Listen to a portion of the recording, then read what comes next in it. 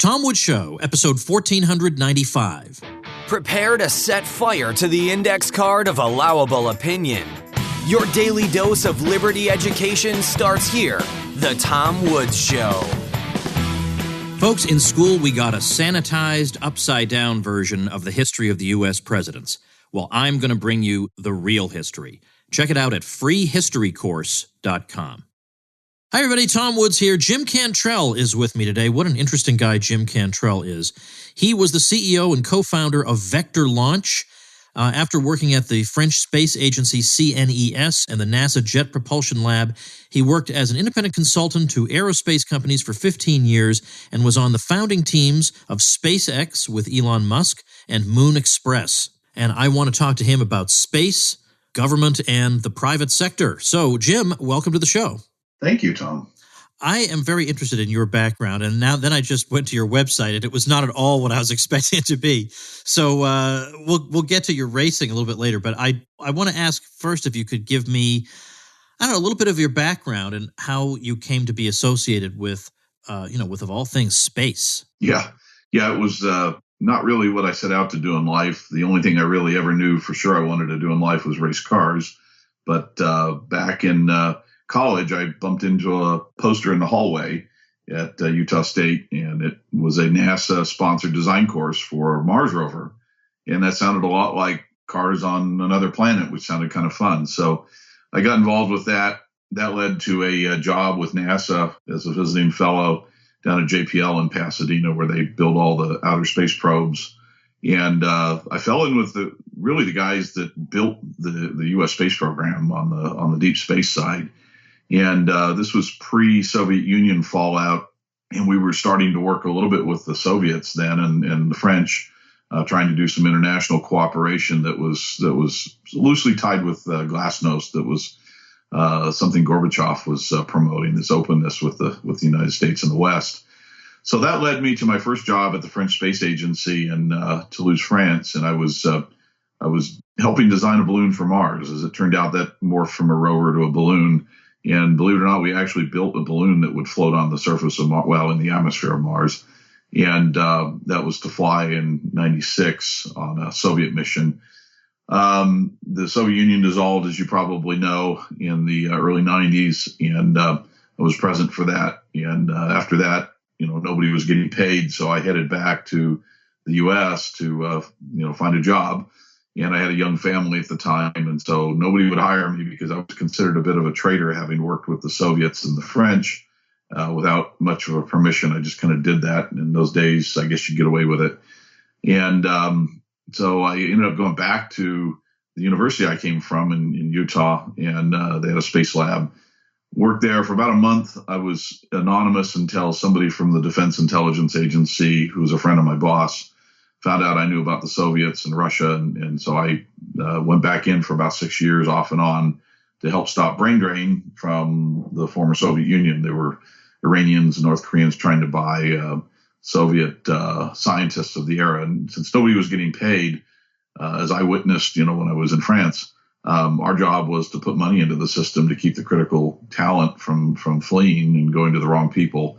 So that was very interesting. Did that for a number of years. We converted ICBMs to satellite launchers. We actually built joint satellites with them. We helped them reconstitute their missile early warning systems. So the United States actually helped them build satellites that could watch our missiles launch.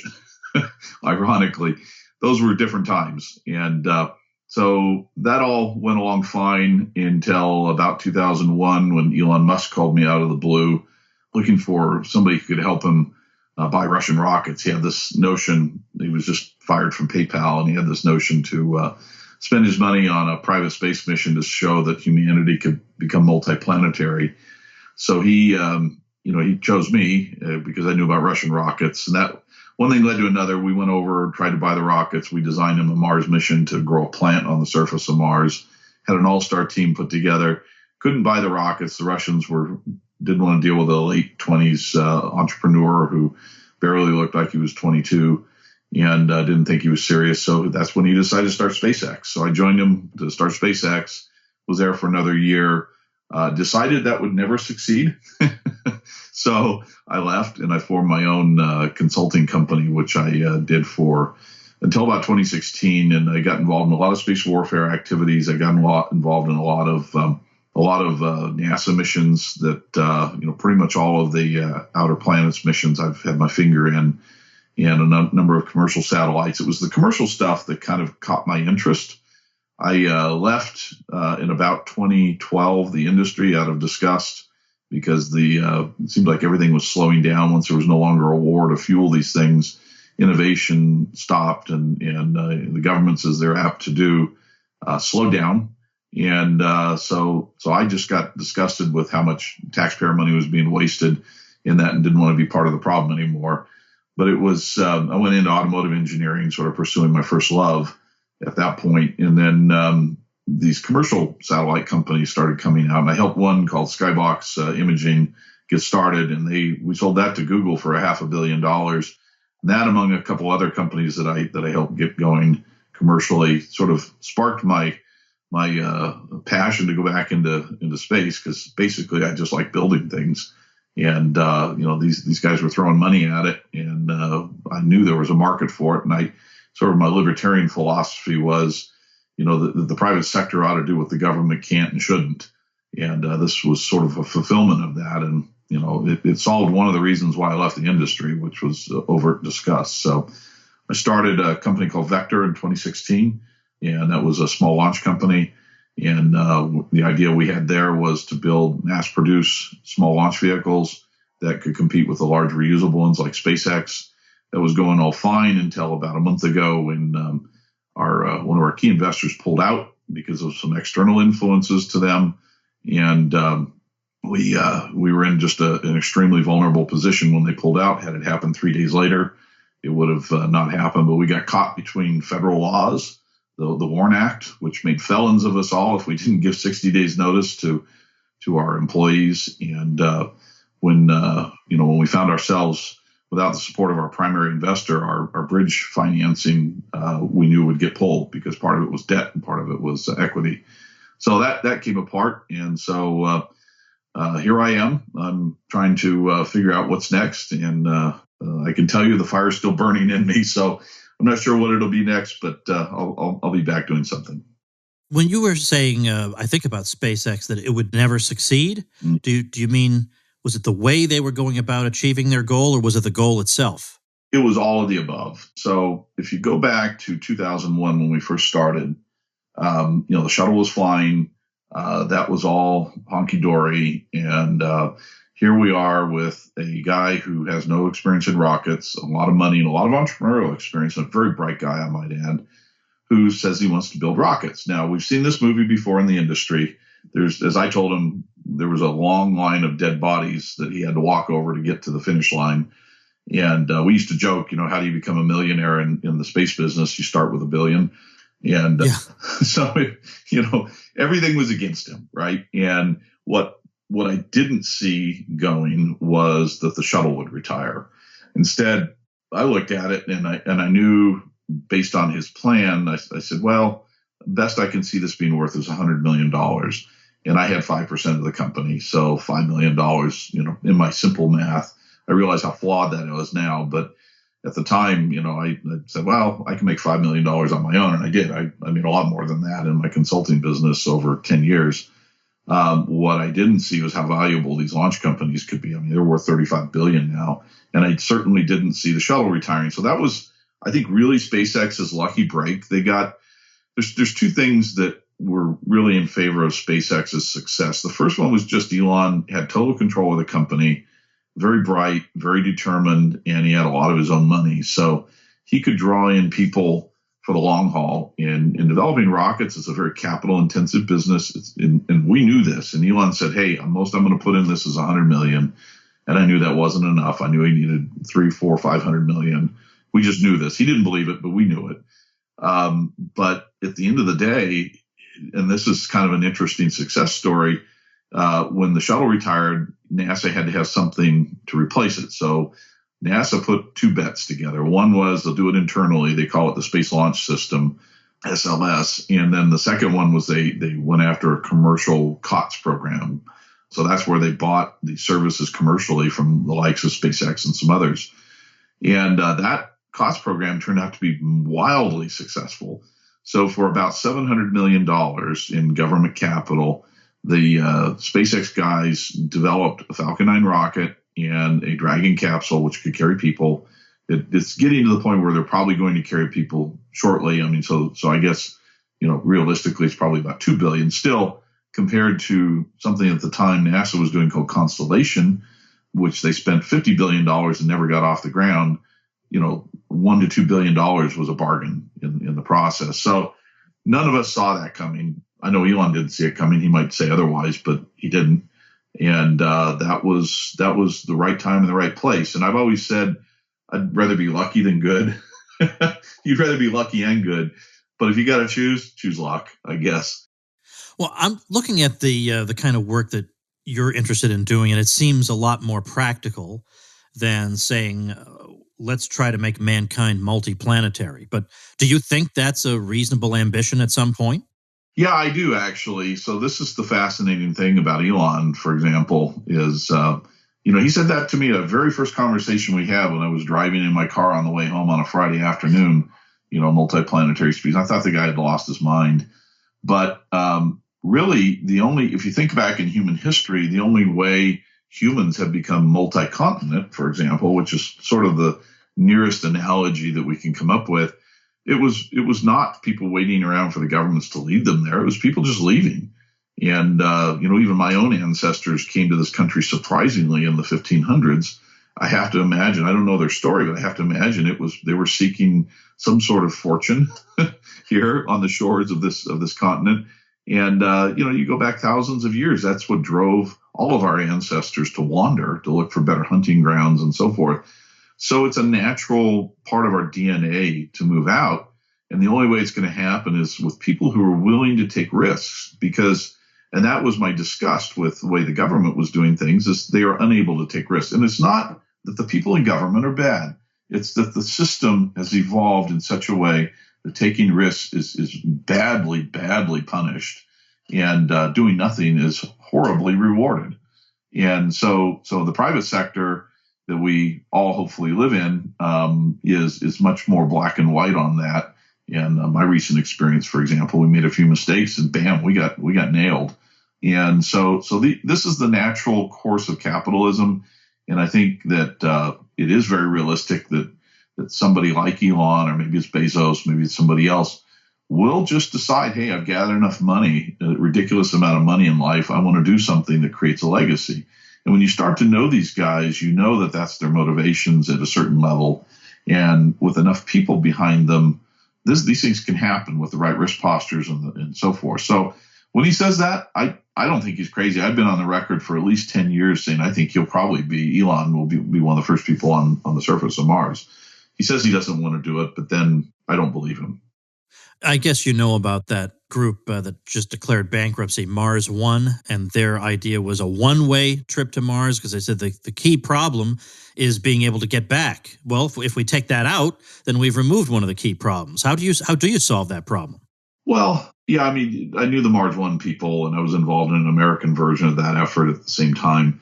And, it's somebody's choice to die on another planet if they want. I can't think of, maybe crashing in a race car, but, there's worse ways to die than dying on another planet, and that's somebody's choice. But you do eventually have to either figure out how to live there, or you have to figure out how to come home. And it's an energetic argument, really, coming home. Reusability on the surface, that's why one of the first things when I saw Elon using, reusable rockets, people were saying, oh, he's going to bring the cost of launch time. I said, no, this is to come home from Mars, right? And it's just a big block in how you get there. You bring home the rockets that you went there with, and you pull the fuel out of the Martian atmosphere. My friend Robert Zubrin, who's the founder of the Mars Society, and wrote originally the book The Case for Mars. He was the guy that actually introduced me to Elon way back in the 2001 era. He, in his book from 20 years ago, wrote that, you live off the land when you go to Mars, and you harvest the atmosphere and the soil to create fuels. And that's not a new idea. That's been around for a long time. The technology to do it is just starting to come around. And I'll give some kudos to the government on this. On the Mars 2020 rover, at least the last time I looked, they had what they called an in situ propellant experiment, where they had a little experiment on the back of the rover that would try to turn the atmosphere and some soil into propellant and do it in a pilot plant kind of thing. So most of your mass to come back is the propellant. And so really it's kind of an industrial process problem, and learning how to operate and live in space or live on Mars is the first part of that. All right, more with Jim Cantrell in just a minute. All right, everybody, for just a moment, I want you all to gather around, listen to what I have to say here. Old Woods has something very important to tell you. And I know you're going to say, Woods, I've heard you promote Skillshare before. I already know what Skillshare is all about, but I'm not sure you really do if you haven't joined it yet and gotten your 2 free months. The over 24,000 classes at Skillshare teach you all kinds of things that you might want to learn just because you're curious, but also plenty of things that will give you a leg up in your career. Design, illustration, entrepreneurship, photo and film, technology, business. And for example, if I click on technology, I find courses on search engine optimization, 3D printing, how to design a mobile app, all kinds of skills that you can acquire from the comfort of your own home. If you listen to The Tom Woods Show, you're a lifelong learner, and you're going to be like a kid in a candy store with Skillshare. Well, you can join the millions of students already learning on Skillshare today with a special offer just for my listeners. Get 2 months of Skillshare for free. Skillshare is offering Tom Woods Show listeners 2 months of unlimited access to over 24,000 classes for free. To sign up, go to Skillshare.com/woods-free. Again, go to Skillshare.com/woods-free to start your 2 months now. That's Skillshare.com/woods-free.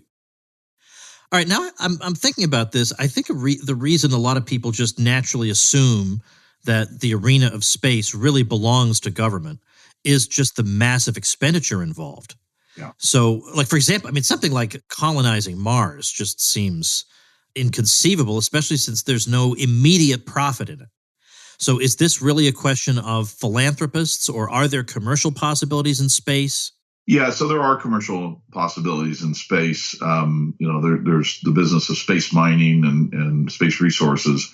But right now, I'll point out to you that we're about $500 billion a year in business in space, and you just don't know it. Every one of your phones has GPS systems in it. Now that's turned out to be a government system, but our reliance on space assets is so fundamental. If we lost them tomorrow, we'd be lost. Probably something you've watched on television in the last week has gone through space. It's been broadcast through there. There's a lot of worldwide communications that rely on the space backbone. I think the future only portends a much larger commercial presence there in the trillions of dollars. And I think it's honestly the next biggest economy to come around after the internet. It is, in my view, the next internet economically. So, but if you talk about, sort of the farther out things like space resources and settling other planets, some of that does come back to kind of philanthropy. If you look at the success of SpaceX, it really took a philanthropist-like approach to that because of the capital commitment. Even governments aren't good at committing that kind of capital anymore. It's really a group of private people who decide to do this. There's a recent group who's decided to go put a permanent settlement on the moon. And I know most of them, they're highly wealthy people, made money in technology, and they think this is just a good thing to do with their money. So I go back to the case of the New World settlement. And if you look at that historically, it was not really settled by governments. It was settled by individuals. Christopher Columbus had this itch to explore the New World or to find the New World. And he appealed to the Queen of Spain, who funded the first few trips over here. But it was Christopher Columbus and his band of people who went with him who actually accomplished it and took the risks. And that investment paid off handsomely for Spain. But the society that they grew in the New World fell victim to sort of its libertarian ideals of settling something in the New World without really any government rule and so forth. So they fell apart due to a lot of different factors involving politics and so on, and tribalism. But that same model, I think, will apply to how the surface of Mars and the moon and perhaps beyond gets settled, it will have a bit of a private-public partnership at some level, but it will be largely driven by private citizens who are really looking for, a new place. They're following their DNA, which says they want to explore. They're following economic possibilities. But I think in the beginning, it's more legacy and sort of just core in our DNA. Do you describe yourself as a libertarian? Absolutely, I am. Okay, so how, if at all, does that affect the way you think about space issues and possibly even your own career trajectory?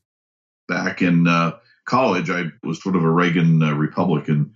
And as time went on, and I sort of embedded myself into government sort of business, which was space. I mean, space was government dominated. I began to understand sort of the fallacy of the whole thing. And it was that very experience that converted me to a libertarian, frankly. As I got involved more and more, I could see the waste, the misappropriation of power, those sort of things that, seemed very minor on the surface. But as you begin to understand the corrosive effect on the species and on our ability to do things that matter, you begin to develop this disgust. And I did. I developed a disgust with, particularly during my time working with the intelligence community, their misuse of the system of surveillance, and what we all helped to build, something that was to protect our nation, all of our children, our grandchildren, and keep the barbarians at the gate, if you will. The son of a bitches were turning it back on us. And that was my moment, where I really left mentally. And when I started to see my son's friends who went off to Iraq and Afghanistan and came back either mentally or physically maimed, I just said that this thing's bankrupt and there's got to be a better way. So that's when I discovered the Libertarians. I really didn't know much about them. And it has absolutely guided my career ever since. I don't hate the government. I just have an idea of they have a place in what we do. And that place is not to tell us what to do, but it's really more of a referee amongst us, is how I see it. And I'm a huge advocate for human liberty and individual responsibility. And I just believe that if we had more of that in our society, we'd have a lot less war and a lot less suffering and a lot more prosperity all over the world. Well, here's an area where the state and the private sector can do things together that aren't so favorable, let's say.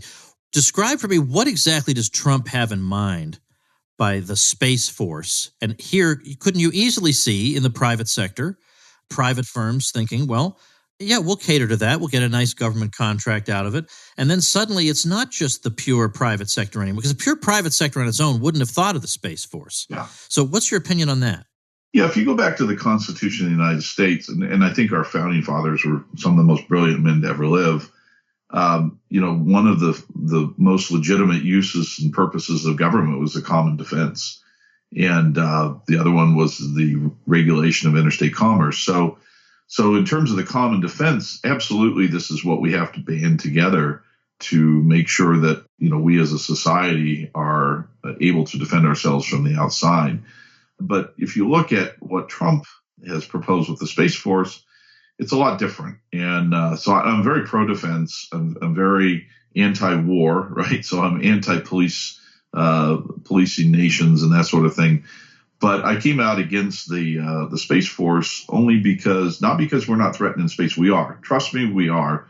I won't name names, but you can imagine who the countries are who have definitely already built offensive capabilities in space. And make no mistake, if we get into a shooting war with these guys, they will take our space assets out and it will hurt all of us. However, why I came out against the Space Force was I saw it as more government doing something that was already done, primarily by the Air Force.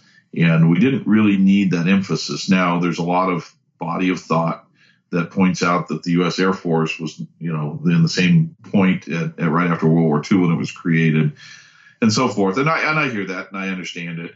But I still believe that Space Force is unnecessary, and it's as I've called it, it's Trump's first encounter with the military industrial complex and its lobbyists. So that's one of the reasons I think that he actually got duped into this. And I met the man. I like him fine, bigger than I ever thought he was, and. But, I think he listens to people and takes their advice, and I think he just got bad advice on this one. What are the kinds of projects that you have worked on in recent years in your career? And then I also want to follow that up with, how are our lives improved by the existence of privately funded space industry? What's it doing for human welfare? As far as what I've been involved with, so let's just go back 5 years. There's something called Light Sail that the Planetary Society flew recently. Maybe you've seen the news of the world's first micro solar sail. That represents something that technology, and the only technology I'm aware of that could take us to the stars with light propulsion, so you don't have to carry on chemicals. So we thought of this 10 years ago, built it, and flew it. And no, Bill Nye did not invent solar sailing. That was actually a brainchild of me and Lou Friedman.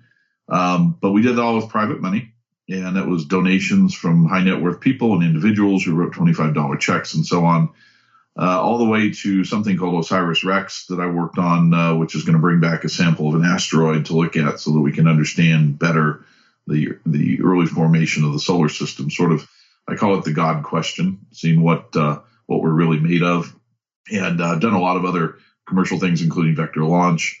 The real benefit, Tom, is that we don't use public monies to develop things that create value. And I think that's as opposed to government space, which is you use public monies to not necessarily create things of economic value, but things of perhaps scientific or moral value in the space program. And I think that's very important, but it's a different importance. And where we see space, it's much like the internet, which was started by DARPA or ARPA back in the day, which is a military research branch. And none of us thought, all the way through the 90s until mid 90s that you could ever make money on the internet. The same is true of space. And like I pointed out earlier, there's $500 billion in money that's being exchanged over space commerce. So if you watch TV, if you have telephone calls, if you ever use the Iridium telephone system, I worked on that in the last 5 years as well. It's a satellite company out of Phoenix, Arizona, that has 100 satellites up. You can talk anywhere in the world where there's no cell service or anything like that. So there's just a lot of value creation when you let innovative minds combine with private capital to create things that nobody thinks there's value there.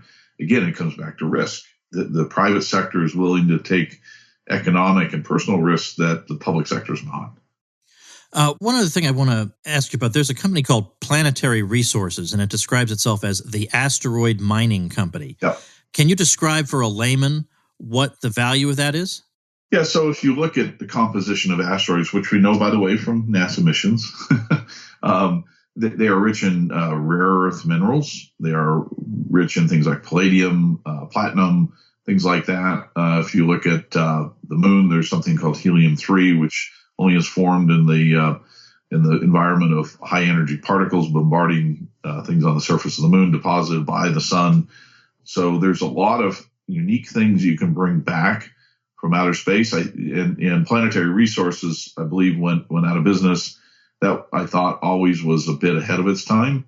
And that's not all that unusual, but I don't think it speaks to the lack of viability of that industry. I just think that industry is 20 years away. Ah, okay, got it. Now, all right, one last thing. If I go to jimcantrell.com, I discover a whole different side of Jim Cantrell. It's not at all the website I'm expecting. So I have to ask you for a word about that. Yeah, so I love to race cars. I've always loved to race cars. It's been the one thing I've known for sure I wanted to do in life since I was a kid. And so what you see when you go to that is me indulging myself in that part of my life. I had a career in it, still do to a certain extent, of racing. I've done some professional, a lot of amateur races. So I have something like 20 different race cars at the moment. So they turned out to actually be a good investment. I've actually made more money on investing in vintage Italian cars than I have on stock markets and startups and things like that. So it's kind of an irony. Maybe I should have stuck with that from the beginning. But I heard the call from space, and I spend most of my extra energy building race cars. I build them myself. I have a company where I've got 3 other guys that we do it for other clients, and we regularly race. And I'm also on the board of the Space Sports Car Club of America, which is the largest race group in the United States and has been around since after World War II. So I'm deeply involved in that, and it's something that I live for. Well, I appreciate your time. There's so much to talk about. I had Robert Zubrin on some time ago. We did talk about Mars a bit. Okay. I was a bit of a skeptic, but, what do I know? It just seems like I would be in a world that is at war with me. This planet is at war with me. It is trying to kill me. Like that, it'd be very hard to get that out of my mind. Well, that's not much different than racing, right? Death is everywhere around you, but you feel the most alive when you're actually doing those sort of things. I think there's a certain part of our species that would stay here and a certain part that would leave. Yeah, that's true. It's interesting how many applicants they got on that Mars One project. It was in the hundreds of thousands. Oh, yeah. People who knew they were never, ever going to come home. Yeah, I would do it. But when I was young, I might have done it, but I've got grandkids now, and I want to see them grow up. Yeah, sure. No, understandable. Anyway, I appreciate your time and all your good work and your knowledge and for sharing it with us. Thanks so much. Anytime, Tom. All right, that's our episode for today. Now, there's a rumor out there that there may be a Dave Smith week coming up on the Tom Woods Show. There's a rumor. Actually, there is no rumor. There's no way there could be a rumor because only 2 or 3 people even know about the possibility right now. Dave, me, and maybe 1 or 2 other people. So there isn't really a rumor, but you feel free to start that rumor, and then you're going to find out that rumor will come true. So there is, at some point yet to be specified, there's going to be a Dave Smith week on the Tom Woods Show. If you're thinking, Woods, I don't know who this Dave Smith fellow is. Well, you're going to know after a week with him, aren't you? And if you don't know who he is, okay, I don't know how that happened, but we're going to fix that, doggone it. We are going to fix that. So that is coming up.